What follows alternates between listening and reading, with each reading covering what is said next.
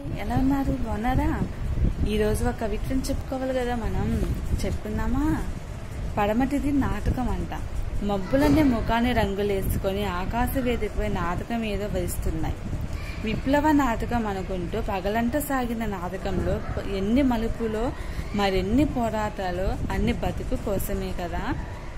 Hero మన సూర్యుడే. Climax లో చనిపోయాక వేదికంట రక్తసిక్తం.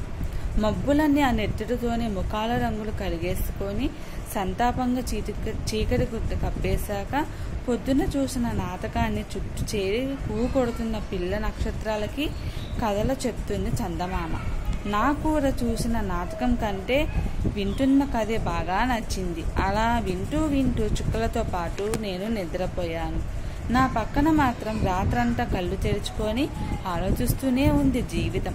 రేపటి నాటకంలోనైనా హీరో గెలుస్తారో లేదో అని చూస్తున్నాను. నచ్చితే లైక్ చేయండి, షేర్ చేయండి, సబ్స్క్రైబ్ చేయండి. Please help me. బాయ్.